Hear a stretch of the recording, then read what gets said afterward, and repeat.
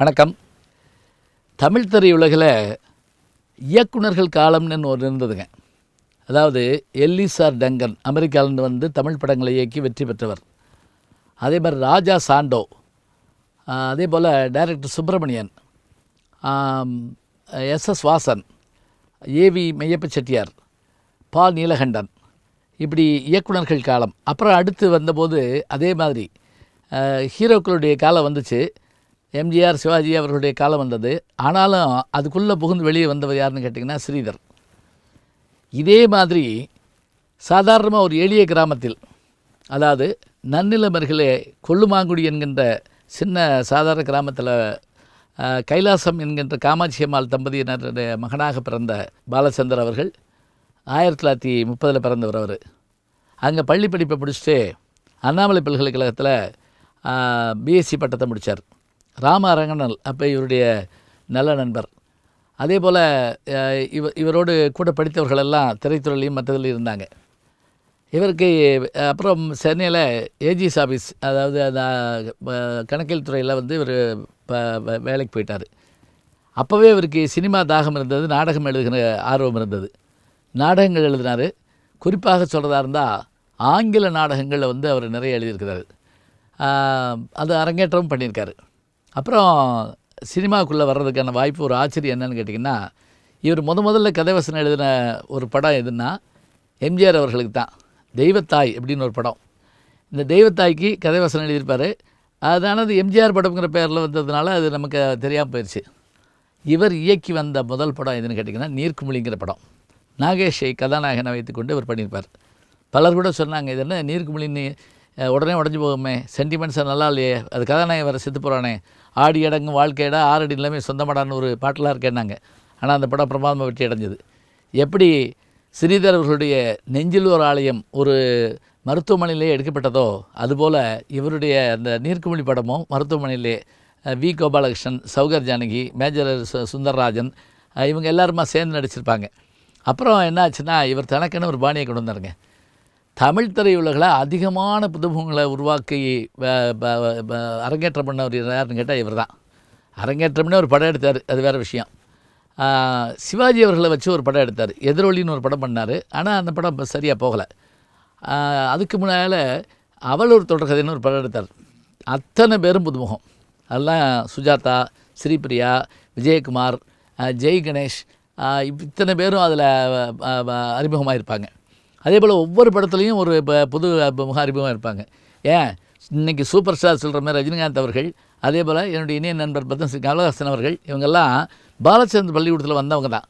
அதனால தான் அவரே சொல்வார், எங்களுக்கு நல்ல இடம் கிடச்சது. என் நண்பர் கமலஹாசன் சொல்வார், நான் சிறுபிள்ளையாக இருந்தபோது எனக்கு சண்முகம் அண்ணாச்சியும், நான் வளர்ந்து திரையுலகு வந்த பிறகு பாலச்சந்தர் அவர்களும் இருந்ததால் தான் என்னால் வந்து உயர முடிந்ததுனால. அதனால தான் இன்னைக்கு கூட அவருடைய பிறந்தநாள், இந்த 60வது ஆண்டில் அடியெடுத்து வைத்த சினிமா உலக விழாவில் பாலச்சந்தர் அவர்களுக்கு அவருடைய திருவுருவ சிலை திறந்து வச்சார் கமலஹாசன் அவர்கள். அவருடைய மகள் புஷ்பா கன்சாமி அவர்கள் அங்கே இதுக்கு வந்திருந்தாங்க. இப்படி அவருடைய படங்கள் எல்லாம் நீங்கள் பார்த்தீங்கன்னு சொன்னால் எதிர்நீச்சல், அதாவது இந்த மிடில் கிளாஸ்ன்னு சொல்லும் பாருங்கள், அதை பற்றியது. நகைச்சுவை அவ்வளவு அருமையாக இருக்கும். மன்மதில் இல்லைன்னு ஒரு படம், அது நீங்கள் இப்போ பார்த்தாலும் அந்த படத்தினுடைய அந்த நகைச்சுவைகளை அவ்வளோ சொல்லிக்கிட்டே இருக்கலாம். அனந்து என்கின்ற ஒரு அற்புதமான இன்னொரு பாலச்சந்திரனே அவரை சொல்லுவாங்க. கமல் சார் ஆஃபீஸில் நான் பார்த்துருக்கேன். அனந்தவனுடைய மிக பிரம்மாண்டமான படம் ஒன்று இருக்கும். சிலை இங்கே இருக்கும், படம் அங்கே இருக்கும். அப்போ 2 பேர் மேலேயும் அவர் எவ்வளோ அன்பு வச்சுருக்காரு பாருங்கள். மேஜர் சந்திரகாந்த்னு ஒரு படம் பண்ணார். அந்த ஒரே படத்தில் நடித்தவங்க யாருன்னு கேட்டிங்கன்னா ஜெயலலிதா அவர்கள், செல்வி ஜெயலலிதா அவர்கள். அதாவது தமிழ்நாட்டுடைய முதலமைச்சர்கள் எல்லாம் இவருடைய படத்தில் நடிச்சிருக்காங்கன்னு நம்ம சொல்கிறதுக்காக சொல்லலாம். அந்த படத்தில் நடித்தாங்க. அதில் வரக்கூடிய ரஜினிகாந்துங்கிற கேரக்டரை தான் பின்னாடி சிவாஜி ராவுங்கிற அந்த அவருடைய உண்மையான பேர் கொண்டு அவருக்கு ரஜினிகாந்த்னு பேர் வச்சாங்க. பிரகாஷ் ராஜ், ரமேஷ் அரவிந்த், இவருடைய படங்கள் தவிர இவர் தயாரித்த கவிதாலயாலிருந்து முரளி, அவங்க ஜெயந்தி, இவங்க எல்லாத்தையுமே தன்னுடைய படத்தில் அறிமுகப்படுத்திகிட்டே இருப்பார். 4 சுவர்கள்னு ஒரு படம் ஷோலை மாதிரி எடுக்கணும்னு எடுத்தார் ரவிச்சந்திரன் ஜெயசங்கரை வச்சு.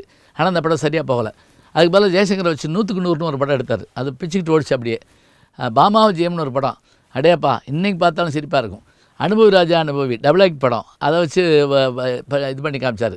இன்னும் பிற்காலத்தில் நீங்கள் சொல்கிறா இருந்தால் புன்னகை மன்னன், சிந்து பைரவி, இது மாதிரி சொல்லிக்கிட்டே போகலாம். தில்லு முள்ளில் சூப்பர் ஸ்டாரை ஒரு காமெடி முழுக்க காமெடி ரோலில் பண்ண வச்சு ஜெயிச்சு காட்டினார். அது ஒரு ஹிந்தி படத்தினுடைய தழுவலாக இருந்தாலும் கூட அதை வெற்றி பெற்று காண்பிச்சார். இவருக்கு கலைமாமணி விருது, பத்மஸ்ரீ விருது எல்லாவற்றிலையும் காட்டும். இவர் கிடைச்ச ஒரு பெரிய விருது என்னென்னா தாதா சாஹேப் பால்கே விருது பெற்ற ஒரு இயக்குனர் இவருங்கிறது ஒரு பாராட்டத்தக்கது. எனக்கு ஒரு வாய்ப்பு என்ன அப்படின்னா, அவரை பல மேடைகளில் சந்திச்சிருக்கேன்.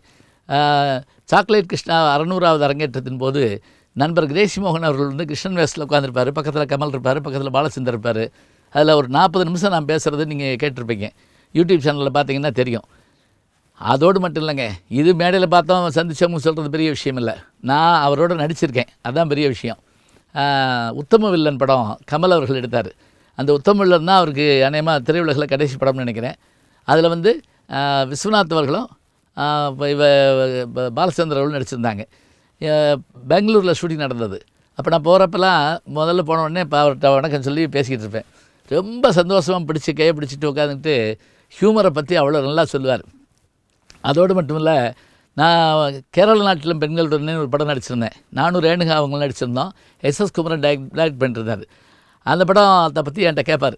அந்த படம் நான் பார்த்தனே, ரொம்ப நல்லா இருந்ததே, அது இன்னும் கொஞ்சம் ஜெயிச்சிருக்கணும் அப்படிம்பார். எனக்கு அவர் வாயால், அதாவது வசிட்டர் வாயால் பிரம்மரசிங்கிற மாதிரி அந்த படத்தை நான் உடனே குமரன் சாருக்கு ஃபோன் பண்ணி, சார் படம் ஓடலை சார், பாலச்சந்தர் பாராட்டின படம் சார் அப்படின்னு நான் சொன்னேன். அப்படியான பெருமைகளை கொண்டவர். தன்னுடைய நாடக அனுபவத்தின் மூலமாக அபாரமான சாதனைகளை புரிஞ்சார்.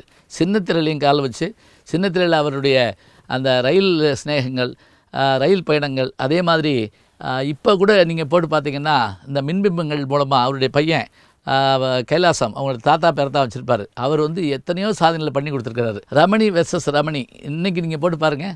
அவங்க அந்த 2 பேருடைய நடிப்பை பார்த்த உடனே பிள்ளைகள்லாம் அப்படி விழுந்து சிரிக்கும். அப்போ இப்போ அவங்க வந்து நெட்ஃப்ளிக்ஸ்குள்ளே வந்துட்டாங்க. இப்போ பாருங்கள், எழுத்து, வானொலி, தொலைக்காட்சி, திரைப்படம், இன்றைக்கி இருக்கிற நெட்ஃப்ளிக்ஸு, அடுத்தடுத்த ஓடிடி என்று எல்லாத்துலேயும் இருக்க முடியும்னு சொன்னால் அவருடைய எல்லாத்துக்கும் காரணம் அவருடைய நல்ல சிந்தனையும் அபூர்வமான வசனங்கள் தாங்க. அபூர்வங்கள்ங்கிற படத்தில் அவர் எழுதியிருக்கக்கூடிய அந்த வசனம் இருக்கு பாருங்க. ஒரு வசனம் சொல்லியிருப்பார்.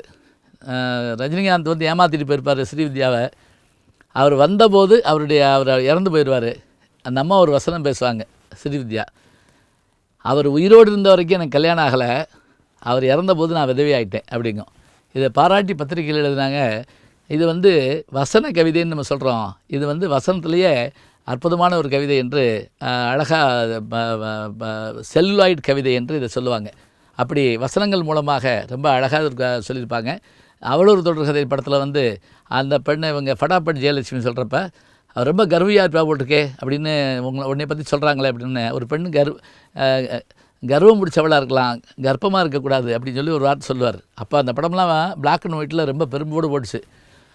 அதுவும் கண்ணதாசன் ரொம்ப அழகாக பயன்படுத்தினவரே அவர் தான். 7 சுரங்களுக்குள் எத்தனை ராகம்ங்கிற பாட்டும், தெளிவாக தெரிந்தாலே சித்தாந்தம், அது தெரியாமல் போகாதே வேதாந்தம் அப்படின்னு சொல்லி அழகான பாட்டை ஜேசாஸ் பாட வச்சுருப்பார். அவளூர் தொடர்கதையில் தெய்வம் தந்த வீடு வீதி இருக்குங்கிற பாட்டை நீங்கள் கேட்டிங்கன்னா அப்படி அசந்து போவோம். அது மாதிரி வாலி அவர்களை கூட தன்னுடைய படத்தில் நடிக்க வச்சுருப்பார். ஏன் கண்ணதாசனையே அவர் ராகங்களில் கண்ணதாசனாகவே காட்டியிருப்பார். இத்தனை பெரிய சாதனைகள் புரிந்த பாலச்சந்தர் அவர்களுடைய அந்த ஊர், இப்போ நான் சமீபத்தில் அங்கே போயிருந்தேன், நன்னிலம். அங்கே ஒரு சிலை வச்சுருக்கிறாங்க அவருடைய ஊரில். அவர் படித்த பள்ளிக்கூடத்துக்கிட்ட வச்சுருக்கிறாங்க. திரையுலகில் இயக்குனர்கள் என்ற ஒரு பட்டியல் போட்டு நம்ம பேசிகிட்டு வந்தோம்னா பாலச்சந்தர் அவர்களை தவிர்த்து விட்டு பேச முடியாது. அத்தகைய பெருமையுடையவர் கே. பாலச்சந்தர் அவர்கள்.